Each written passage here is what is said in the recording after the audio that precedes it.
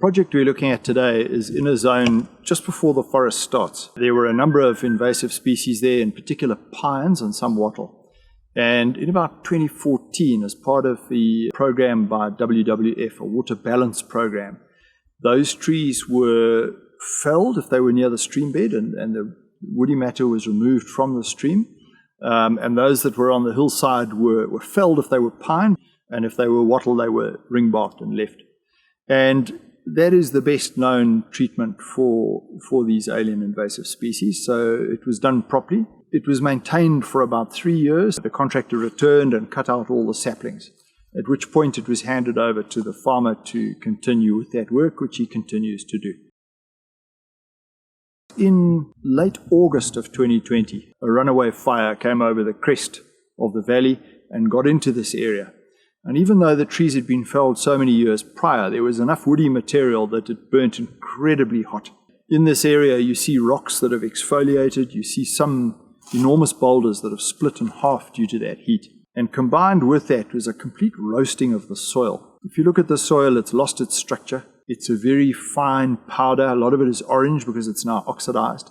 And grass roots have been burnt down into the soil and totally removed. So you have all this bare earth and hence the erosion risk. These now bare slopes that are very steep and are totally denuded are within immediate proximity of the Poort stream. So we foresaw that when the heavy rains come, which is typically October, November and going into December, that there was the possibility that enormous quantities of soil were going to wash into the Poort stream. And we know that silt levels like that tend to clog the riverbed and they preclude the breeding of invertebrates in the stream. That silt load makes its way down ultimately into Midmar Dam, which is the source of water for Durban, Pietermaritzburg and elsewhere.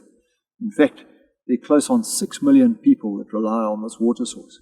And we know from other dams in catchments along the eastern seaboard of South Africa that without erosion control, one's dam has a very short life before it becomes so filled with silt that its storage capacity is seriously compromised.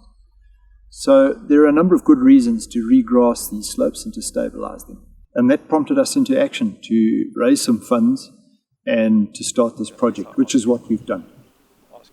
So these things are called eco-logs, and they have been bought by the Department of Environment, and they've been pre-supplied to DUCT, the Drakensberg Conservation Trust. And DUCT and Upland River Conservation are partnering on this project. They have such a good environmental story behind them because what this material is it's wood shaving from poplar trees. Now poplars in the sort of Clarence area, Vicksburg of the Free State, are a problem species, an alien invader species. So they're cutting down those trees and they're chipping the material, which in itself is a good deed. And then they're using that material to stuff these eco-logs, and then we peg these to a slope, is likely to erode. And that's what this project is all about. At the moment it's a plastic sock, which is not ideal. They are going to start making them of a biodegradable sisal type material. For now it is a plastic and we're not unaware of that.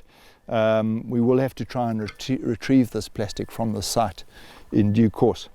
But for now the idea is to peg these to the slope along the contours, and you simply put the pegs through the log, and then the tilth that comes down the slope is arrested against the side of these and stops it from flowing on. So you can then place grass seed all around them, and of course this material rots away.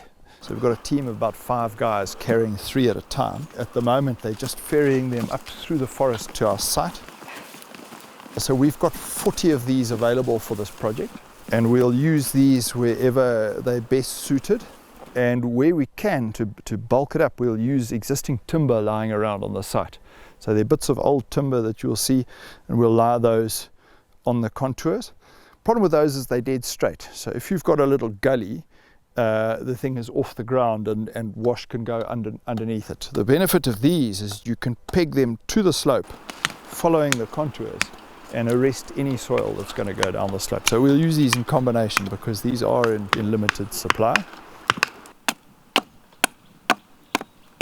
These pegs that we use to peg down the eco-logs and the mats are made from wattle, and wattle is the species that we generally in these projects are battling with and trying to get rid of. So not unlike the shaving material in the log, the peg to hold it down is actually making use of the species we're trying to get rid of.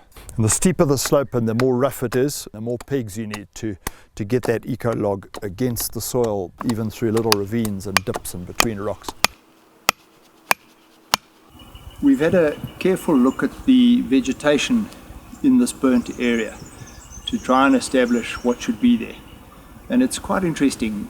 It's a southeast, or perhaps southeast-east facing slope, and the forest terminates. And then where you go around the corner and you begin to face almost due south again, the forest starts. But between the two is a mixture of scrub and grassland. There are a number of forest pioneer species. There are even some of the forest canopy species spread amongst it. And then, of course, in years gone by, it was inundated with wattle and with pine in particular. So it's difficult to establish whether it was one day a complete forest. More likely it was a forest pioneer or forest margin area. But in any event, the crying need for cover dictates grass. And that won't be incorrect. And I would imagine that if fire is kept out, it will continue to host forest margin species, and who knows, one day maybe it will become a forest. But for now it's just grass. On these remediation projects, the most common species is Erosion curvula. And we were actually about to use a lot of Erosion curvula in this area, but I was then alerted by a grassland scientist from the university that while curvula does a great job of holding the soil, it germinates well and it withstands fire, all of which are important, it does have a propensity to keep other species out. So when you're trying to get a diverse mixture of species and a biodiversity, you could be working against that idea by using too much Erosion curvula. So with advice from a number of people, we're using a mix, and the mix is dominated by Rhodes grass and smuts grass. We're a little bit doubtful about the germination of smuts grass because it doesn't like the cold on the tops of the hills around here. It might be okay in the valley. The others in the mix is a little bit of curvula, and together with Erosion teff. Now Erosion teff is not indigenous to here, it comes from Ethiopia, but it germinates very quickly and it binds the soil very well, and it's an annual. So that really guards your first year while your other species are coming. The other one is a Cynodon dactylon, and that is a creeper species which has a propensity to grow in very poor clay-like conditions and in very hardened soil. So we've got this mix, and some of the species like the Rhodes grass have been chosen deliberately because of a weakness, and that is that over 4 to 7 years it starts to die out. Now, that might sound like a problem, but what it does is it paves the way for the ingress of a more diverse mix of naturally occurring species. So you have the teff that will diminish after the first year quite radically and make space for the other species. You have the curvula and the Rhodes and the smuts, which can take a year to 18 months to start to really manifest. And then you have the Rhodes and the smuts, which start to diminish over a couple of years. So you're actually planting this thing with the future in mind. And we'll have to monitor what we've planted and see how it goes. One might think that you could get discouraged by the fact that our project is just a couple of hectares up a fairly remote valley, and elsewhere in the catchment there's so many things that are wrong and so many things that need to be done. So one could understand being discouraged and saying, why bother? So let me fill in on some of the other projects that are happening in the same valley at the same time to give you an idea of the groundswell. I'm looking across onto a slope here where the farmer has removed, I would estimate, about 60 or 70 hectares of alien timber and is re-establishing grassland and doing a magnificent job. Spent a lot of his money.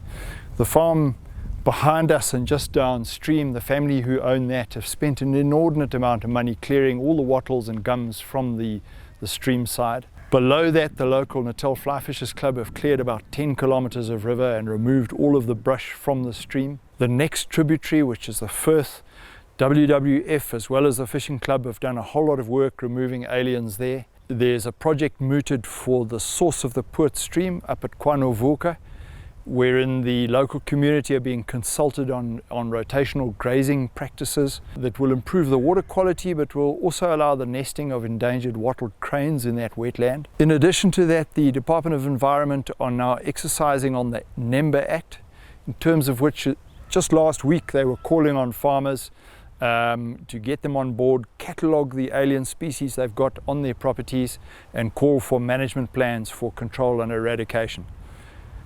We also have a proposal in with a corporate at the moment to look at 26, I think it is, different steep sites all the way down the river, where we need climbing teams to either re-establish forest pockets on the south-facing slopes, or to put in erosion measures and or grassing on the north-facing slopes.